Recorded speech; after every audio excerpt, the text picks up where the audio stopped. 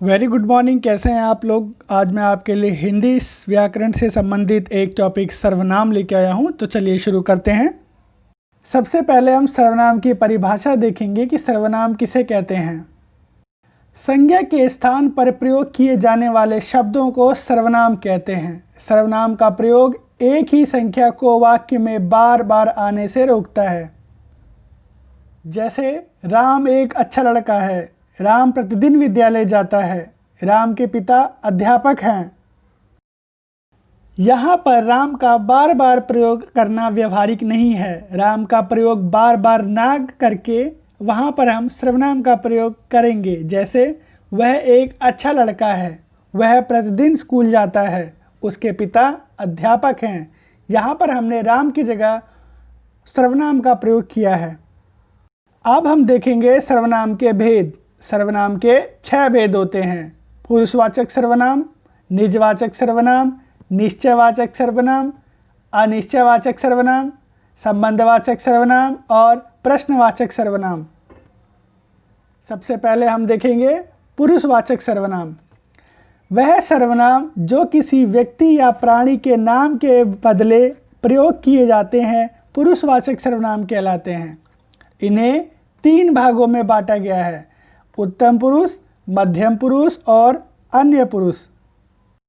उत्तम पुरुष में हम मैं, हम सब आदि का प्रयोग करते हैं। मध्यम पुरुष में हम बहुवचन में इसका प्रयोग तुम सब, आप लोग इत्यादि के द्वारा होता है। केवल आप का प्रयोग भी बहुवचन में किया जाता है। इसमें तू, हम और आप इत्यादि आते हैं।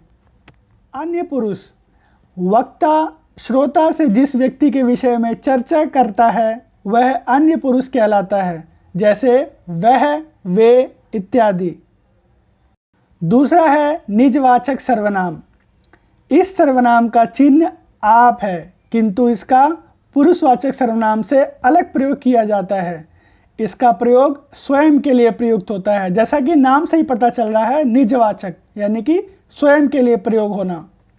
जैसे वह अपने आप चला जाएगा, मैं इस काम को अपने आप कर लूँगा, वह अपने आप वहाँ नहीं गएगी। यहाँ पर हम देख रहे हैं कि अपने आप का इस्तेमाल ज़्यादा हो रहा है, यानी स्वयं के लिए किया जा रहा है। तो यह निजवाचक सर्वनाम कहलाता है। तीसरा है निश्चयवाचक सर्वनाम। जिस सर्वनाम के माध्यम से किसी वस्तु, व्यक्ति, प्राणी या स्थान का निश्चित या दूर, समीप या दूर होने का बोध हो उसे निश्चयवाचक सर्वनाम कहा जाता है। इसमें यह, ये, वह, वे, सो इत्यादि शब्द आते हैं।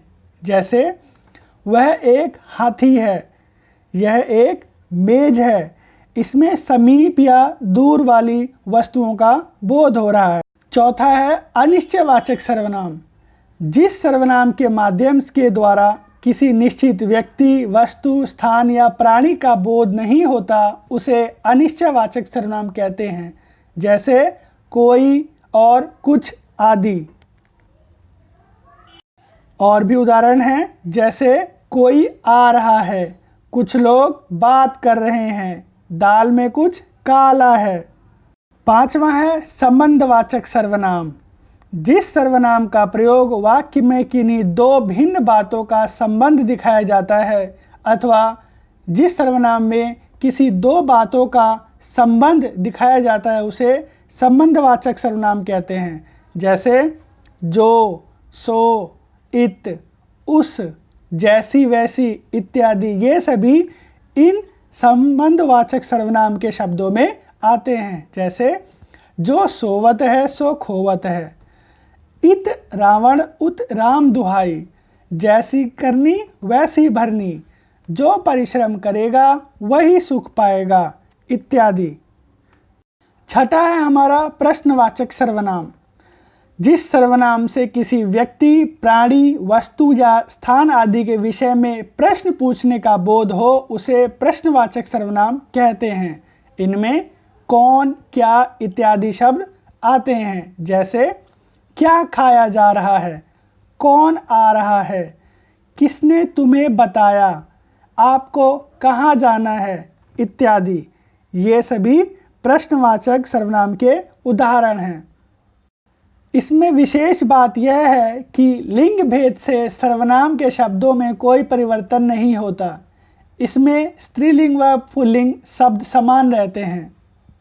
मैं, तू, वह, यह, इन 4 सर्वनामों में वाचक के आधार पर सामान्य परिवर्तन होता है। आशा है आपको वीडियो पसंद आई होगी। वीडियो को लाइक, सब्सक्राइब और शेयर अवश्य करें। धन्यवाद।